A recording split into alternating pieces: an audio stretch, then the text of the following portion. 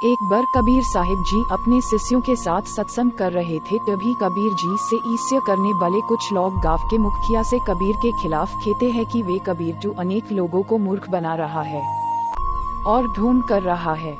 मुखिया उस स्थान पर आता है जहाँ कबीर साहिब सत्संग कर रहे दबू कबीर दास के कहता है कि आप कुछ काम करके मेहनत। कबीर कहते हैं हमारा भगवान हमें बिना कुछ कहलाता है। मुखिया कहता है भगवान हमें एने चाय कुछ किए बिना खिला देता। फिर कबीर कहते हैं तुम्हें भी खिलाए, बस पूरा भरोसा और विश्वास रखो। मुखिया बोलता है अच्छा ठीक है, मैं ईश्वर पर पूरा विश्वास रखूंगा, देखता हूँ तुम्हारा भगवान मुझे कैसे बिना कुछ करे कहलाता है।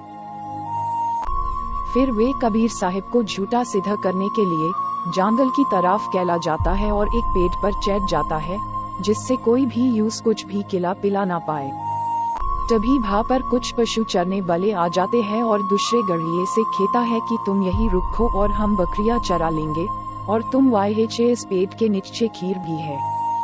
दूसरे गदड़िए कहते हैं ठीक है जाओ।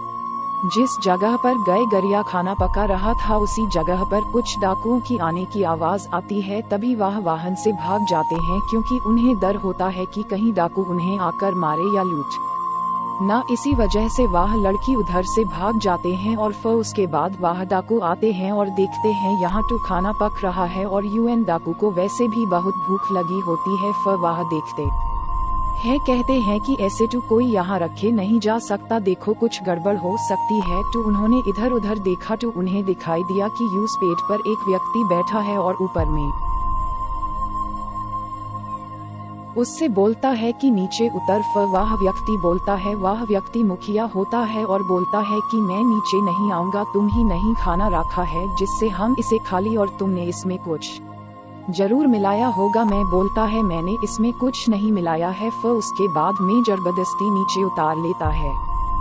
डाकू कहता है अपने दोस्तों से कि जाओ इस व्यक्ति से पूछो कि इसमें कुछ मिलाया है या नहीं। फिर वह उससे पूछते हैं तो बेवने ने कुछ नहीं बताता और डाकू यूस कहते हैं अगर तुम हमें नहीं बताओगे तो हम तुम्हें मरेंगे और मार डालेंगे। फिर उसके बाद वह कहता है, डाकुओं का मुखिया कहता है कि इसको जल्दी से यह खीर खिलाओ जिससे कि पता चल जाएगा इसलिए इसमें कुछ मिलाया है या नहीं। फिर वह उसको जबरदस्ती खीर खिलाने लगते हैं। वह कहता है मैं नहीं खाऊंगा, मैं नहीं खाऊंगा। फिर उसके बाद मैं कहता है कि मैंने अपने गुरुदेव से वादा किया है कि मैं कुछ भी नहीं खाऊंगा और अगर मैं खा लेता हूँ तो मैं आपका शीश बन जाऊंगा। डाकू कहता है कि तुम बस बहाना बना रहे। फिर यूस खिला देते हैं जबरदस्ती वह खीर। फिर उसको खिलाने के बाद देखते हैं कि इसको तो कुछ नहीं हुआ। फिर वह जो गांव का मुखिया जिसे वह जबरदस्ती खीर खिला रहे भी खीर खा लेता है और उसके बाद डाकू कहते हैं तुम तो बिल्कुल ठीक हो। वह कहता हाँ मैं बिल्कुल ठीक हूँ, मैं तो यही कहना चाहता था कि इसमें खीर में कुछ नहीं है।